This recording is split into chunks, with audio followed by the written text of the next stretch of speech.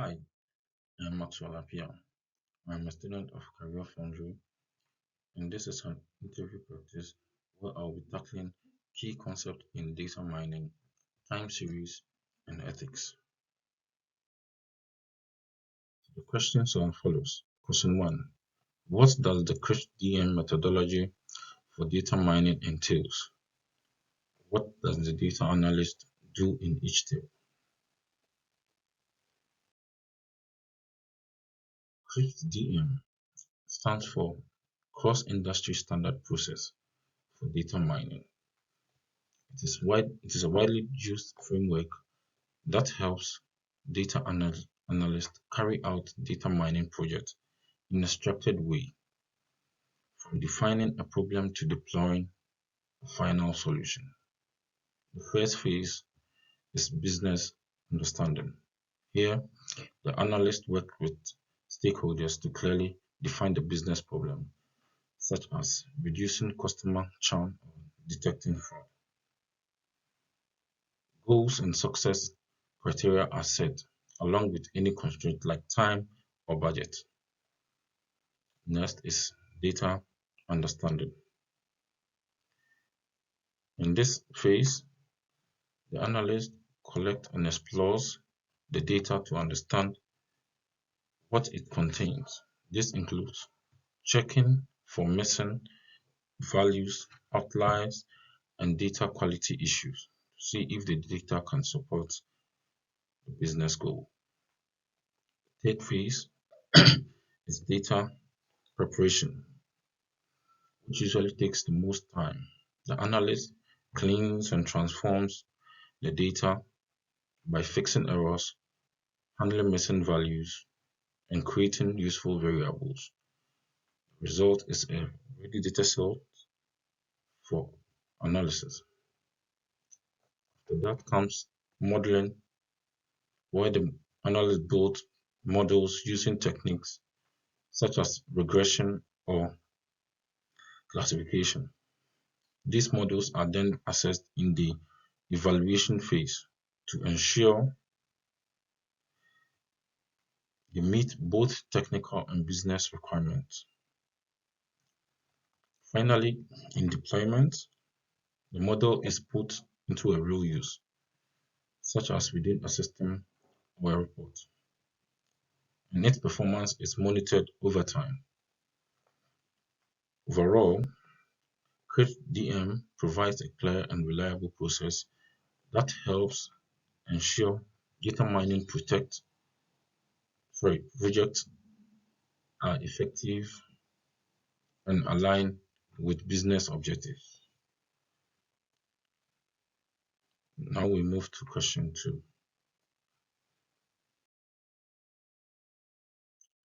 Explain what needs to be done before you can forecast time series. In other words, what does time series analysis involve? So, time series is data collected over time, like daily sales, monthly revenue, or stock prices. Because time matters, special steps are taken before forecasting. The first step is data preparation. This includes cleaning the data, fixing errors, handling missing values, and removing outliers. Clean data ensures forecasts are reliable. Next is pattern identification.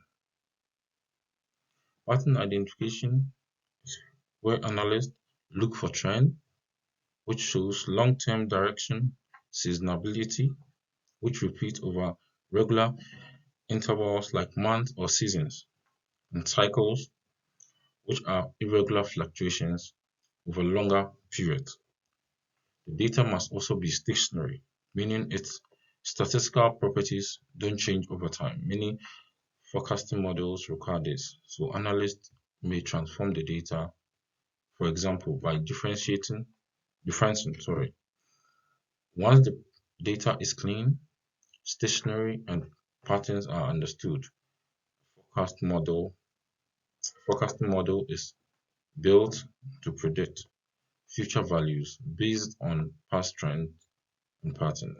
This process helps business make informed decisions and plan ahead.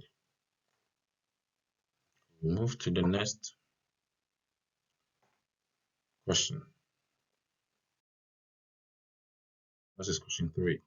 Let's discuss the main principles of data ethics as well as what companies or organizations could do to uphold these principles.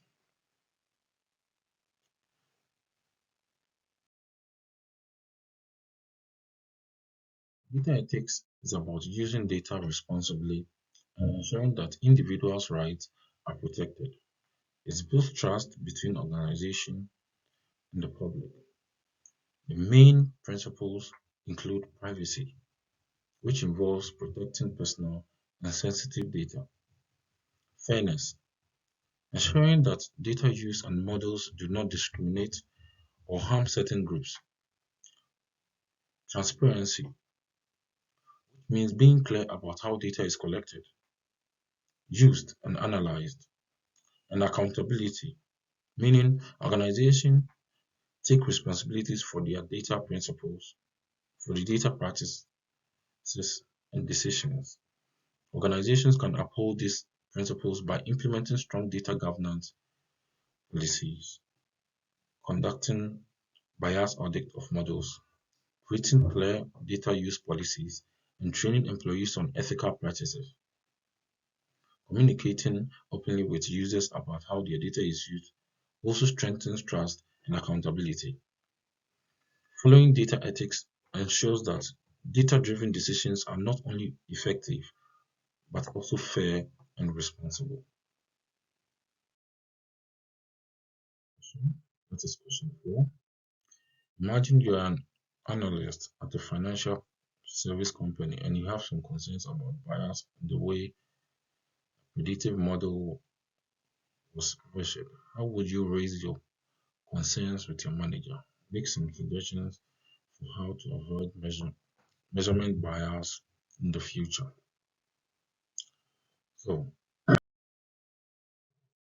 if you notice bias in a predictive model, the first step is to identify it clearly. Look for patterns that suggest unfair treatment of certain groups or measurement errors. Next, you raise concerns with your manager in a professional and factual manner. Present the evidence clearly and explain potential risks, including ethical, legal, and reputational consequences. Offer suggestions for improvement rather than just pointing out problems. To avoid bias in the future, analysts can ensure data is present, representative of all relevant groups, carefully review measurement methods and test models across different populations. Continuous monitoring and periodic audits help catch bias early, ensuring that predictive models remain fair and reliable over time. Question 5 is explain the difference between regression and classification models in predictive analysis. When would you use one of these models over the other? Regression and classification are two main types of predictive models. Regression models are used when the goal is to predict numeric continuous values such as sales amount, prices, or temperatures. Classification models, on the other hand, predict categorical outcomes such as whether an email is spam, a customer will churn, or a loan will default. These outcomes are discrete and fall into defined categories. The choice between regression and classification depends entirely on the problem, the type of output you want. Use regression for numbers and classification for categories. Understanding this difference helps analysts select the right model and make accurate predictions for business decisions. Thank you for your time.